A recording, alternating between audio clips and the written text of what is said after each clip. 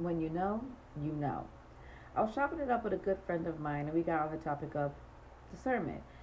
And it's very imperative for us to take heed when we get the inkling or we get the unction from the Holy Spirit in regards to a situation or person, when He's revealing what's going on, when He's getting down to the true nature of a thing. Because we can be at times, we can look at things surfacely, but the Holy Spirit, my God, He goes deep. And it's very imperative for us to take heed to what it is He's showing us. But we also begin to talk about how, you know, you get these inklings from the Holy Spirit, but then that old second guess thing come on. But that is such a trick of the enemy, because the enemy wants us to second guess what it is that the Holy Spirit is revealing to us. He wants us to be like, is that me or no? And the way that he does this is because the Holy Spirit, God speaks, right?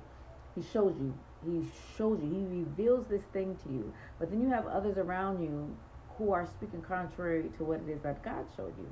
So let's just say it's about a particular person, and God shows you. He reveals to you their heart. He reveals to you their true motive. He reveals to you what's truly going on here.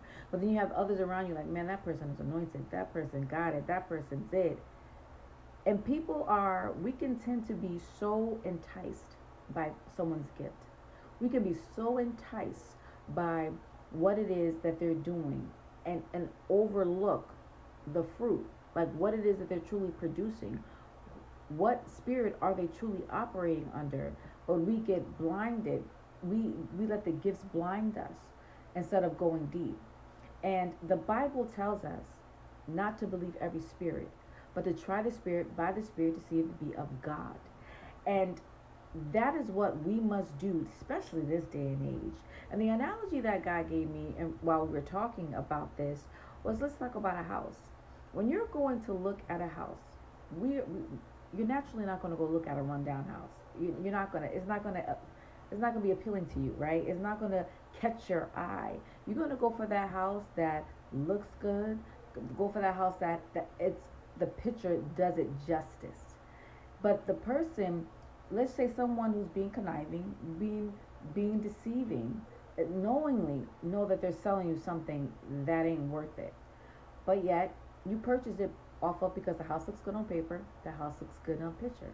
But when you move in, you start, a couple of months go by, you start noticing some type of stench coming from somewhere. You're like, oh, you don't know what the stench is. Then you do some investigation. You start pulling back the tile or pulling back the wood, and you see this molded, and that the tile and the wood was covering over that. It was polished on top, but once you peel back that thing, you start seeing that mold, or the piping starts going bad. And it's like things just start getting all chaos in the house because it was being covered up by things that were going to be appealing to you. But when you get down to the nitty gritty of it, when you get down to the root of it, you start seeing the stench, the stink.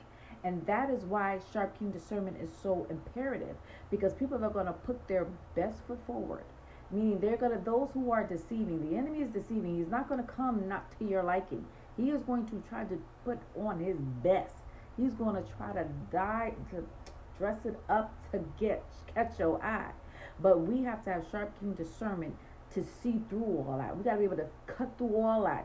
Be able to filter through all of that and get down to the nitty gritty. Because the time and space that we're in, we don't have time to lollygag. We don't have time to play. We don't have time to be swayed by every false wind and doctrine. We need to be buckled down, anchored down in the Lord, and allow the Holy Spirit to lead and guide us into all truth. Not half truth, not partial truth, but all truth. So until next time, do not believe every spirit, but try the spirit by the spirit and see if it be of God. Until next time, Jesus Christ is Lord. Have an amazing day. God bless.